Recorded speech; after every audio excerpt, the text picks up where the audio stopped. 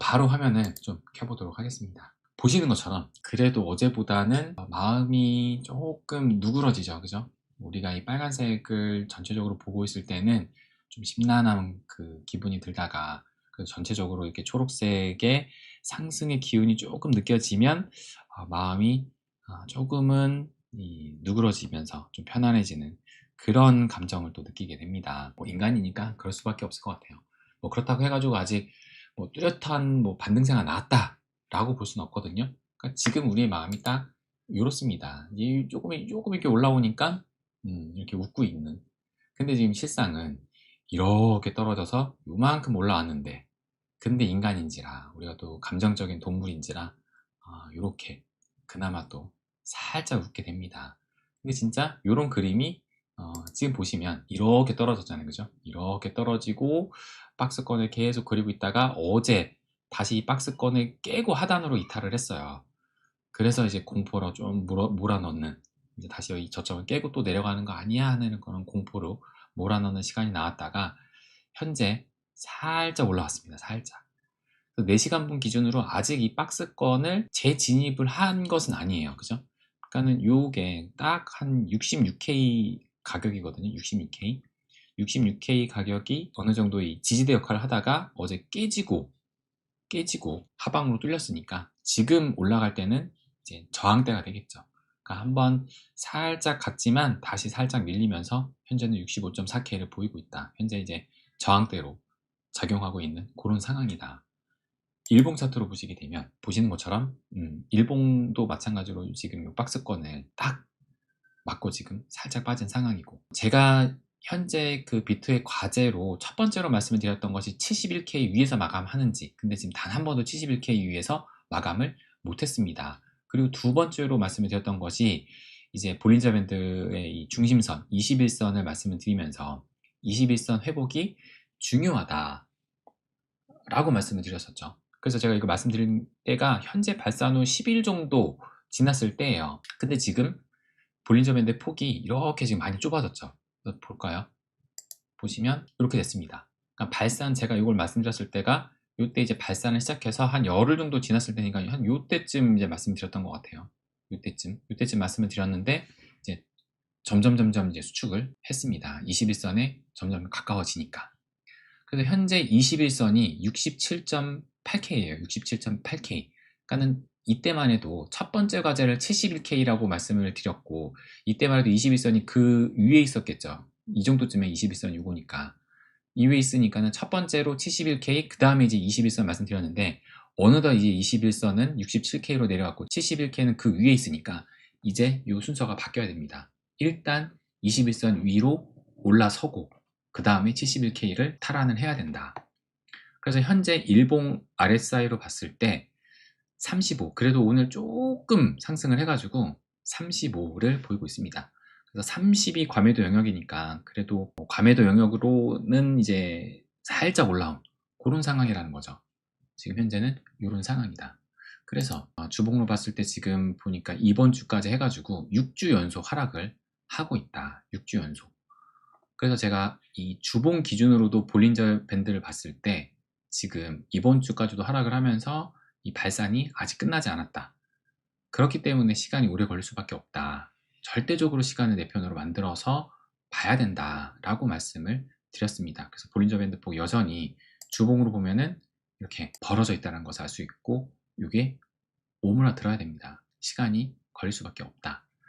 그러면서 제가 계속 말씀드렸던 것이 주봉 기준으로 지금 RSI가 어제는 25였거든요. 근데 오늘 조금 이제 만회하니까 26까지 올라왔지만 여전히 지금 주봉 RSI가 30 아래로 이제 초과매도 영역에 있는 겁니다. 그래서 지금의 이 과매도 영역이 언제와 비슷했는지는 이제 말씀드렸죠. 2022년 대세 하락장 때 6월 달에 말씀을 드렸고, 그리고 이때 2018년도 이때도 한번 있었고 2015년대도 있었고, 근데 중요한 것은 뭐냐, 주봉 기준 과매도 영역일 때가 바닥 가격이었냐라고 했을 때 지금 이제 여기 그 RSI 때문에 잘 안 보이지만, 아니 볼린저 밴드 때문에 잘 안 보이지만, 요때하고 요때 가격이 바닥 가격입니다. 실제 주봉 RSI하고 실제 가격이 같이 바닥을 찍었었다. 2019년, 18년 이때도 마찬가지고, 글씨가 많아서 안 보이는데 이때도 실제로 RSI, 주봉 RSI가 바닥을 찍었을 때 비트코인 가격도 바닥을 찍었었거든요. 2015년과 18년은 거의 일치했는데, 근데 이제 2022년이 달랐다라는 것을 제가 말씀드렸죠. 이때 주봉 RSI가 6월 달에 찍었는데, 그 루나 사태 때 이때 찍었는데 실제 바닥은 11월 달 FTX 사태 때 나왔었잖아요. 그러니까 이건 살짝 다르다. 그러니까 앞으로도 모릅니다. 일단 주봉 기준으로 봤을 때 지금 현재 가격이 충분히 바닥이 될 수 있지만, 매크로 영향으로 인해서 만약에 뭔가 일이 터지면은 바닥은 따로 나올 수도 있다. 추후에 나중에 나올 수도 있다 라는 것을 말씀드렸죠. 어쨌든 통상적으로는 지금 수준이 실제 가격도 바닥 가격일 가능성이 높기는 한 겁니다. 높긴 하다. 그래서 코인 시장만의 악재가 별도로 터지지 않는다면, 2022년도 이때처럼 FTX 사태라든지 루나 사태라든지 별도의 터지지 않는다면, 그런다면 이제 매크로에 의해서 시장이 영향을 받을 가능성이 크다라는 것을 제가 반복적으로 말씀드리죠. 그렇기 때문에 우리가 이 매크로를 신경을 안 쓸 수가 없다. 이 매크로의 대표가 일단 미증시고, 그러면 미증시 어제 어떻게 끝났느냐, 보시는 것처럼 전체적으로 초록색의 상승으로 마감을 했습니다. 그래서 다우존스 0.7, S&P 500이 0. 마찬가지로 7, 나스닥도 1.0%로 큰 폭은 아니지만 그래도 전일의 그 하락폭을 만회하는 움직임이 나왔어요. 그래서 어제 S&P 500의 5분봉을 보시게 되면 이렇게 장 시작하고 나서, 이때 이제 11시 반에 장 시작하고 나서 이렇게 상승을 했습니다. 미증시가. 요 노란색이 마찬가지로 이 비트코인의 움직임, 함께 이렇게 커플링 돼가지고 움직인 것을 알 수가 있습니다. 그래서 S&P 500 일봉으로 보게 되면 전날 이렇게 떨어진 걸 어제 움직임으로 거의 만회를 해서 지금 51선을 살짝 터치하고 넘어서지는 못했어요. 넘어서지는 못했다. 어쨌든 S&P 500 요 박스권, 여기를 상방 돌파하냐 하방 돌파하냐, 그것이 이제 중요하다라고 말씀드렸는데 다시 중간까지는 왔다. 그럼 나스닥을 보시게 되면 나스닥 기준으로는 마찬가지로 그 전날의 하락분을 모두 만회하는 흐름이 나오면서 최근에 이 하락 추세를 다시 이 추세선 요 끝에 딱 확실히 뚫었다라고 보기에는 약간 애매한, 여기 딱 지금 걸쳐 있는 것을 알 수가 있습니다. 그래서 어쨌든 이 박스권 요 움직임에서 상방이냐 하방이냐 그 위치에서 아직 확실하게 자리는 잡지 못한 상황이다. 그러니까 어제만 해도 약간 좀 공포스럽게 장이 흐르면서 이 기사 보시면 S&P 500이 38% 추락 경고에 뉴욕 증시가 급락을 했지만 하루 만에 반등한 이유는 무엇이냐? 그러니까 어제 제가 이 기사 보여드렸죠. 2028년 S&P 500이 고점 대비해서 38%나 빠질 것이다. 그러면서 이제 AI 리스크를 경고를 하면서 뭐 사모신용, 보험, 모기지로 전이 가능성, 그래서 어제 금융주도 많이 빠지고 뭐 소프트웨어는 진작부터 많이 빠졌는데 어제는 더 빠지고 막 그런 흐름이 나왔었죠. 전일날에. 근데 어제도 제가 말씀드렸던 것이, 이것이 예측이 아니라 리스크 점검, 아직 대응 시간 남아. 그러니까 하나의 그냥 시나리오를 말한 것 뿐인데 이것을 그냥 물고 하락을 한 거다. 이것 때문에 진짜 하락이 나왔다기보다는 하락을 할 그 시점에서 그냥 이것을 재료로 물고 그냥 떨어지는 것 뿐이다 라는 것을 말씀을 드렸습니다. 그러니까 반등의 이유가 뭐냐, 왜긴 왜야, 그냥 하락을 촉발시킬 재료로만 사용된 거라니까. 이것이 진짜 시장을 끌어내리는 그런 것으로 사용했다기보다는 금요일날 올랐었잖아요. 다시 또 끌어내리려니까 그냥 떨어졌고 그것에 하락 재료를 물고선 그냥 떨어진 것 뿐이다 라고 저는 생각을 합니다. 어제 그 부분도 말씀을 드렸었고, 그러니까 지금 딱 이거죠. 올타임 하이를 계속 못 넘고 있어요. 여기서 계속 왔다 갔다 하는 그 도중에 비트코인은 여기서 점점 힘을 잃어서 하방으로 가는 그런 흐름이었던 겁니다. 이런 와중에 드디어 이제 오늘이죠. 미국 시간으로는 오늘, 그리고 한국 시간으로는 내일 아침 6시 이후입니다.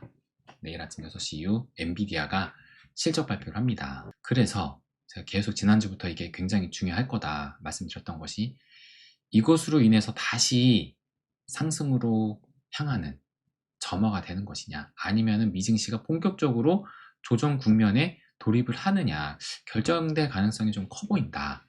그래서 엔비디아의 흐름이 굉장히 좀 중요한데, 일단 어제는 상승 마감, 큰 폭은 아니지만 일단 0.68% 상승 마감을 했고, 현재도 0.27%로 살짝 상승을 보이고 있습니다. 그러니까는 일단 좀 실적 그 발표를 앞두고 어느 정도의 기대치는 좀 있는 것 같아요. 근데 이제 과연 어떻게 나올지가 중요합니다. 그래서 어제 엔비디아가 어떻게 흘렀는지를 보게 되면, 어제 일봉을 보시면 일단 장중에 상승했으니까는 양봉이 나왔죠. 상승 마감을 하기도 했고, 장중에도 상승을 했으니까 양봉인데, 아래 꼬리가 길게 달렸습니다. 상당히 길죠. 이 얘기는 장 초반에 하락을 했었거든요.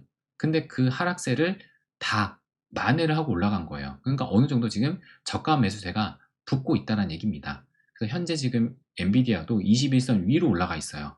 그리고 이 박스권 상단에 있습니다. 그러니까 이제 한국 시간으로 내일 아침에 실적 발표가 나왔을 때 긍정적으로 나온다면 이 박스권을 상방 돌파할 가능성이 매우 높아 보인다라는 거죠. 얼마나 한 1%, 1.5% 이상, 한 2% 정도만 상승을 하게 되면 박스권은 상방으로 돌파하게 됩니다. 그래서 어제 상승으로 인해서 이제 사상 최고가까지 대략적으로 한 9% 정도, 9% 정도 상승을 더 하게 되면은 사상 최고가를 쓰게 되고, 그렇게 되면은 아마 엔비디아를 비롯한 다른 이제 AI 관련주들도 조금씩 기지개를 펴게 되면서, 비트코인도 본격적인 많이 하락을 했으니까 이제 상승으로 가는 흐름을 기대해 볼 수도 있다라고 저는 생각을 합니다. 현 시간, 현재 기준으로 미 선물 시장을 보게 되면 다우는 마이너스 0.02% 하락이긴 하지만 뭐 거의 제자리 수준이고, S&P 500도 상승이긴 하지만 플러스 0.07%니까 뭐 큰 의미 없는 어쨌든 제자리, 나스닥 100도 0.1% 상승이지만 뭐 큰 의미 없는 상승. 그러니까 이게 아까 오전만 해도 조금 더 상승폭 키웠었거든요. 그러면서 이제 비트코인도 좀 더 상승하는 그 흐름이 나왔던 건데, 지금 살짝 빠지고 나니까 비트도 살짝 빠지는 그런 흐름인 것 같습니다. 근데 또 중요한 게 있죠. 엔비디아 발표 나오고 나서 또 26일 날, 이제 내일입니다. 최후의 제네바 협상, 미국과 이란이 핵 협상을 두고 26일 날 하루 남았습니다. 과연 어떤 협상의 결과를 보일지에 따라서 전쟁이 진짜 나느냐 안 나느냐가 결정이 되겠죠. 근데 이런 소식이 나왔어요. 지금 오늘 오전에 보니까 이란이 미국과의 이 핵 협상 이틀 전에 타결이 가시권이다, 그러면서 핵무기 개발하지 않을 것이다, 평화적 핵기술은 포기 안 해. 그러니까 이 분이 지금 이란의 그 외무장관이거든요. 아라그치 이란 외무장관이라고 해가지고, 이분이 X 이제 트위터에다가 글을 올렸어요. 우리는 상호 우려를 해소하고 상호 이익을 달성할 수 있는 전례 없는 합의를 이룬 역사적 기회를 맞이했다라고 이렇게 트윗을 올렸다고 합니다. 그래서 제가 이 트윗을 찾아봤습니다. 이 트윗이거든요.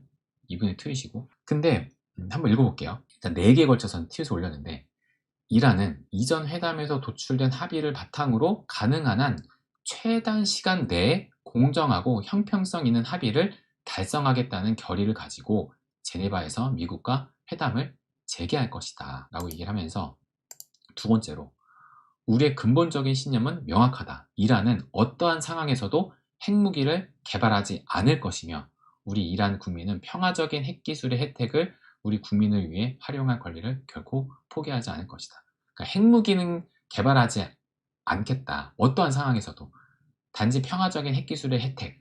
그러니까 어제도 제가 말씀드린 원자력 발전. 그러니까 그런 쪽에서는 이제 우라늄을 가지고 놀겠다. 그 뜻이죠. 어쨌든 핵무기는 어떠한 상황에서도 개발하지 않겠다라고 외무장관이 얘기를 합니다. 그러면서 우리는 상호 우려 사항을 해결하고 상호 이익을 달성하는 전례 없는 합의를 도출할 역사적인 기회를 맞이했다. 합의는 충분히 가능하지만 외교적 노력을 우선시 해야 한다. 그러니까는 합의를 바라는 그런 좀 그 뉘앙스가 좀 느껴지지 않나요? 외교적 노력, 그러니까 전쟁이 아니라 외교적 노력으로 합의가 충분히 가능하다. 라고 지금 외무장관이 얘기를 하고 있는 겁니다. 그러면서 우리는 주권을 수호하기 위해 어떤 어려움에도 굴하지 않고 용감하게 맞설 것임을 증명해야 한다. 우리는 협상 테이블에도 같은 용기를 가지고 임할 것이며 모든 이견에 대한 평화적인 해결책을 모색할 것이다. 그러니까 전쟁을 피하려고 하는 그런 뭔가의 노력이 좀 보여집니다. 외무장관이 지금 이렇게까지 트위터를 올려가지고 전쟁만은 좀 피하려는, 그래서 이제 어떠한 경우에도 핵무기는 개발하지 않겠다. 대신에 원자력 발전 같은 그 정도 수준에서는 하게 해달라. 라고 지금 얘기하고 있는데, 과연 이것을 이제 미국이 오케이 해주느냐가 중요하겠죠. 일단 이란 입장에서는 타결이 가시권이다라고 얘기를 했습니다. 이거에 대해서는 지금 아직 미국은 별다른 얘기가 없긴 하지만, 어쨌든 이란이 이렇게 얘기했다는 것은 그래도 저자세로 나갔다 라고 볼 수가 있는 거예요. 그래서 이 기사도 보시면 이스라엘 정보 당국은 중동에 지금 미군이 있잖아요. 이란에 4일에서 5일 동안 집중 공격 가능한 수준의 지금 병력을 보유하고 있다. 그러니까는 저강도, 그러니까는 강하게 할 때는 4에서 5일, 저강도 공격 시에는 일주일 정도 감당할 수 있다 라고 지금 보고 있습니다. 근데 제가 어제도 말씀드리고 계속 말씀드렸던, 트럼프도 길게 끌 생각이 없어요. 왜냐? 전쟁을 길게 끌면 끌수록 일단 유가가 불안해지겠죠. 유가가 불안해지면 인플레가 우려가 되고, 인플레가 만약에 이제 다시 물가가 올라간다. 그러면 금리나 물 건너갑니다. 그죠? 그렇게 되면 중간 선거에서 질 가능성은 더 커집니다. 그래서 트럼프도 길게 끌 생각이 없다. 그러면 우리가 예상되는 결론은 저는 딱 두 가지로 볼 수 있다라고 봅니다. 일단 첫 번째, 핵 협상이 성공적으로 마무리되면, 지금 이란이 또 저자세로 나가고 있잖아요. 그래서 뭐 진짜 미국이 어떻게 될지, 어떻게 할지, 핵무기를 이제 개발 안 하겠다라는 걸 어떻게 확인을 받아낼지는 모르겠지만, 어쨌든 핵 협상이 성공적으로 마무리가 된다. 그러면은 이제 이 얘기가 나오겠죠. 협상의 달인 트럼프 나오겠죠. 또 만약에 협상이 실패 시 미국은 이란을 칠 겁니다. 그것도 강하게 핵시설을 초토화하겠죠. 작년 6월에도 아마 그때도 상당한 피해를 입었는데, 이번엔 거의 초토화로 완전히 진짜 다시 재개를 못할 정도로 하려고 할 겁니다. 그래서 이번에 관세 대법원 판결도 안 좋게 나왔기 때문에 트럼프 입장에서는 강한 이 미국의 이미지를 만들기 위해서는 더더욱 이제 강하게 나갈 거예요. 그러면서도 길게 끌면 안 됩니다. 어쨌든 이 두 가지 중에 하나가 될지 않을까라고 보는데, 일단은 첫 번째로 간다면 이제 완전 잘 가는 거고, 만약에 두 번째로 간다면 단기적인 충격은 있을정정 이게 폭락의 요인은 아니라고 봅니다. 폭락의 요인은 어쨌든 단기간에 끝내야 되거든요. 트럼프 입장에서는. 그러니까 가장 최악이 이제 장기전으로 가는 겁니다. 장기전으로 가게 되면 말씀드렸던 요게 이제 불안해지니까. 그렇기 때문에 이제 트럼프가 피할 것이고, 그렇다면 전쟁이 설사 난다 하더라도 일단 전쟁 났다라는 그 소식에 뭐 단기적인 충격이 있겠지만, 이것이 폭락으로 갈 가능성은 낮다라고 봅니다. 어차피 전쟁이 오래 가지는 않을 것으로 예상할 수 있으니까 저는 그렇게 보고 있거든요. 그리고 지금 이란이 저자세로 나가는 거를 봤을 때 핵 협상이 될 가능성도 있겠다라고 생각이 듭니다. 과연 이제 이란 입장에서는 평화적인 방법으로 핵기술 요것을 말했는데, 이것을 미국이 어느 정도 수용을 해줄지 그 여부가 중요할 것 같아요. 일단은 핵무기는 어떠한 경우에서도 개발하지 않겠다라고 지금 이란 외무장관이 말을 했는데, 과연 이 말을 미국이 어느 정도 믿어주면서 어느 정도의 제재 조치 아니면 약속을 받아낼지, 그것이 관건이지 않을까 봅니다. 어쨌든 협상의 가능성도 조금은 커지지 않았나라고 생각이 듭니다. 자, 일단 26일이니까 내일입니다. 과연 어떤 결정이 나오는지에 따라서 매크로 시장도 이제 하락이냐 상승이냐가 나올 수가 있고, 그거에 따라서 비트코인도 영향을 받을 수 있겠죠. 비트가 영향 받으면 또 당연히 알트도 따라갈 테고. 그래서 현재 아직은 모른다. 지금 현재 뭐 살짝 상승이 뭐 나오곤 있지만 아직은 모릅니다.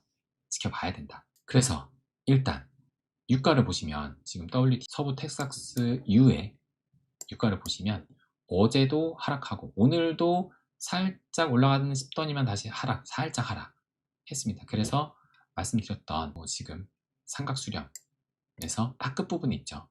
여기를 뚫고 올라가느냐 아니면 다시 내려가느냐인데, 현재는 아직 이 최근에 올라왔던 이 상승세가 꺾일 정도는 아니지만 더 이상은 올라가지 않고 있는 이런 상황입니다.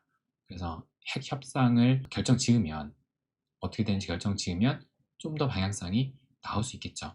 그래서 일단 이 원유 가격 흐름도 봐야 되고 금 가격도 한번 볼게요. 금 가격도 어제는 좀 떨어졌어요. 어제는 좀 떨어졌지만 오늘은 살짝 다시 오르면서 5,170달러 선을 보이고 있습니다. 거듭 말씀드리지만 이 금 가격이 사상 최고치를 다시 넘느냐 그 여부가 중요하다. 지금 정도 올라오는 것은 과거 2020년도 이때도 금이 사상 최고가를 찍었을 때 이때도 마찬가지였었다. 이때도 이만큼 떨어졌다가 0.618을 살짝 넘는 흐름이 나왔었어요.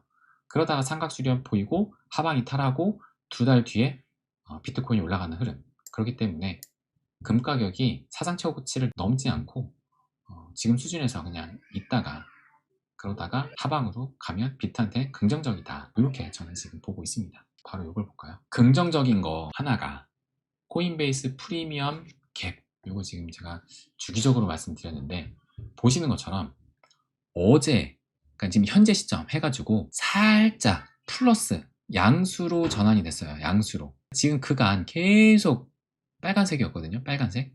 근데 살짝 이제 양수로 전환이 됐다. 그러니까 양수로 전환된 게 이게 여기 제가 써놨지만 본격적인 상승세가 이루어질 때는 코인베이스 프리미엄이 양수로 전환이 되거든요. 그러니까 여기 보시는 것처럼 이때가 이제 작년 4월달 관세 쇼크 때 그때 장이 이제 한창 이제 불안하니까 계속 빨간색이었죠. 그러다가 양수로 전환이 되면서 계속 이제 양수에서 놉니다. 그러면서 이제 비트가 이렇게 상승이 나왔다. 그러니까 이것을 어떻게 해석을 해야 되느냐. 코인베이스 프리미엄 갭이니까 미국이잖아요. 미국 거래소잖아요. 그러니까 미국의 투자 심리가 살아나야 상승이 나올 수 있다는 겁니다. 근데 지금 이제 살짝 전환이 됐다. 그래서 지금 보시면 이때도 양수로 전환이 됐을 때가 있었어요. 근데 다시 이제 꺾였었죠. 그러니까 지금도 이걸 딱 했다고 해서 이제 본격적인 상승세가 시작이다 라고 보기에는 약간 좀 더 지켜봐야 된다. 이때도 이럴 때가 있었으니까. 근데 어쨌든 그간 계속 음수를 보였던 코인베이스 프리미엄 갭이 양수로 전환이 되었다는 것은 이것도 하나의 중요한 시그널로 볼 수 있다라고 생각이 듭니다. 그래서 오늘 저도 소통방 때문에 하나 안 게 있었거든요. 뭐냐면은 요 소식이 있어요. 2월 24일이니까 어제였어요. 어제 요 소식이 나왔는데 테라폼네스 아까 말씀드렸던 2022년도 6월달, 5월달에 무너졌던 그 루나 사태 김도영인가요? 테라폼랩스가 미국의 마켓메이커 제인 스트리트를 제소를 했습니다. 여기 보시게 되면은 파사나 루나 테라 개발사 테라폼네스가 테라, USD, 루나 붕괴 사태와 관련해 미국의 대형 마켓 메이킹 업체 제인 스트릿을 상대로 소송을 제기했다라는 소식이 전해졌거든요. 왜? 테라가 지금 이제 소송 당하고 지금 김도영 지금 깜빵 가 있잖아요. 얘네가 왜 제인 스트리트를 제소를 했을까? 이걸 좀 설명해 준 트윗이 있어가지고 갖고 왔거든요. 애쉬 크립토가 뭐라고 했냐? 최대 암호화폐 미스테리가 마침내 해결이 되었다. 2022년도 루나와 이 가격을 0으로 떨어뜨리고 전체 암호화폐 시장을 붕괴시킨 사람이 누구냐? 제인 스트리트다 라고 지금 지목을 하는 겁니다. 그러니까 지금 테라 쪽에서는 소송을 건 거고, 그러니까는 지금 보시면 얘네가 제인 스트리트이 2022년 테라 폭락 사태에도 사태 요때 때 선행 매매를 했대. 그러니까는 미리 정보를 알아가지고 팔았다는 겁니다.